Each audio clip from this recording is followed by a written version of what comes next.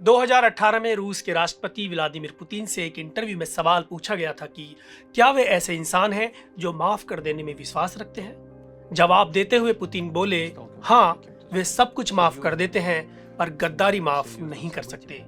अब पुतिन के साथ एक ऐसा ही मौका पेश है।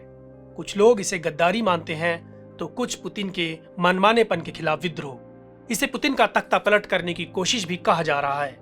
वाकया ऐसा है कि व्लादिमीर पुतिन ने कसम खा ली है कि पीठ में छुरा भोंकने वालों को बख्शा नहीं जाएगा।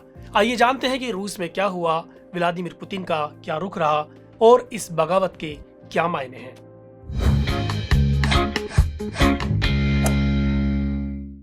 रूस की प्राइवेट आर्मी के तौर पर मशहूर वागनर ग्रुप ने 24 जून को खुलेआम विद्रोह कर दिया।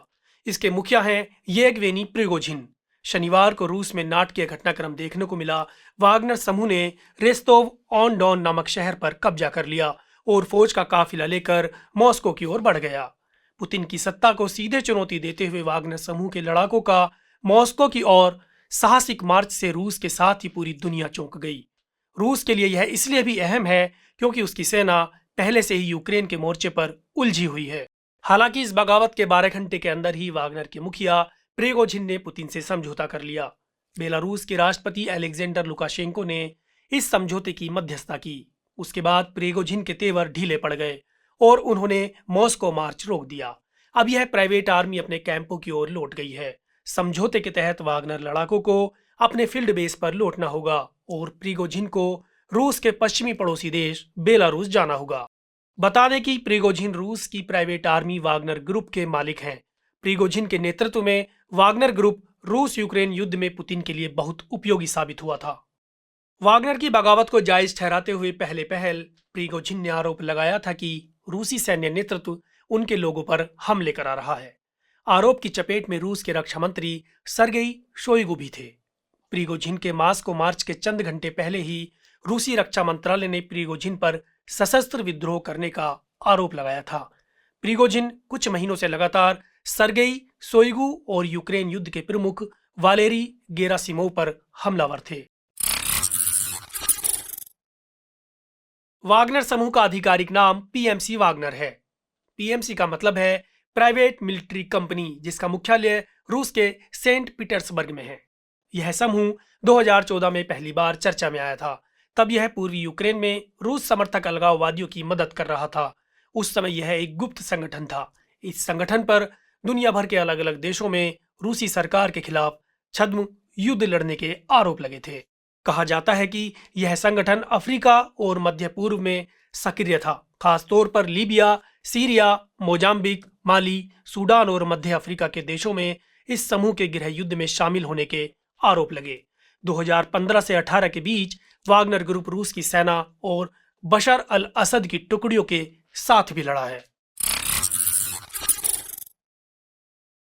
येवगेनी प्रिगोजिन रूस के एक अमीर व्यवसायी हैं। उनका जन्म साल 1961 में लेनिनग्राड में हुआ था। लेनिनग्राड को आज हम सेंट पीटर्सबर्ग के नाम से जानते हैं। साल 1981 में येवगेनी को मारपीट, डकैती और धोखाधड़ी का दोषी पाए जाने पर 13 साल की सजा सुनाई गई थी। हालांकि सोवियत यूनियन के पतन के बाद येवगेनी को 9 साल बाद ही रिहा कर दिया गया था।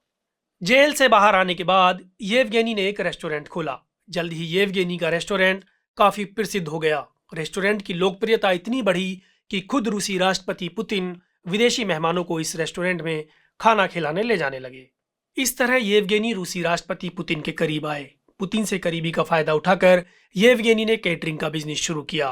फिर वह रूसी सेना और स्कूली बच्चों को खाना खिलाने के सरकारी ठेके लेने लगे।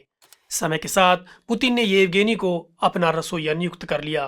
वे पुतिन के रोजाना के खाने पीने का ख्याल रखने लगे और विश्वास पात्र बन गए। इस तरह येवगेनी की पहचान पुतिन के रसोइये के तौर पर हो गई। वे विदेशी मेहमानों को खाना परोसते थे।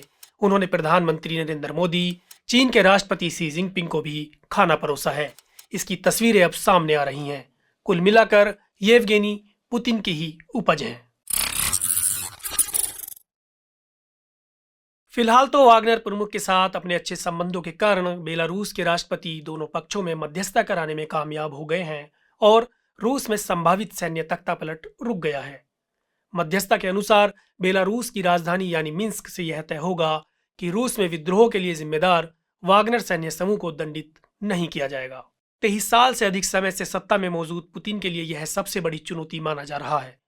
रूस के रक्षा मंत्रालय का कहना है कि वागनर समूह देश में विद्रोह पैदा करने के प्रयास के बाद अब अपने सभी हथियार सौंपने की तैयारी कर रहा है। वहीं रूस ने प्रिगोजिन के खिलाफ सारे मुकदमे वापस ले लिए हैं। सरकार का कहना है कि मध्यस्थता के बाद प्रिगोजिन और उसके लड़ाकों पर कोई मुकदमा नहीं चलाया जाएगा। एक्सपर्ट्स की माने तो यह एक गृह युद्ध की शुरुआत भी साबित हो सकती थी, लेकिन विद्रोहियों ने कब्जाए दक्षिणी रूसी शहर रोस्तोव ऑन डोन को खाली कर दिया है। इसी कारण क्रेमलिन से टकराव टल गया। दूसरी तरफ पुतिन फिलहाल शांत हैं। मीडिया से आपकी सबसे बड़ी शिकायत क्या है? यही ना कि वो आपकी बात नहीं करता, आपकी खबरें नहीं दिखाता। इसका इलाज ये है कि मीडिया में आप इन्वेस्ट करें ताकि मीडिया आपकी बात करे। सब्सक्रिप्शन आधारित मीडिया इसका जवाब है। hindi.newslaundry.com पर जाएं, न्यूज़ लॉन्ड्री को सब्सक्राइब करें।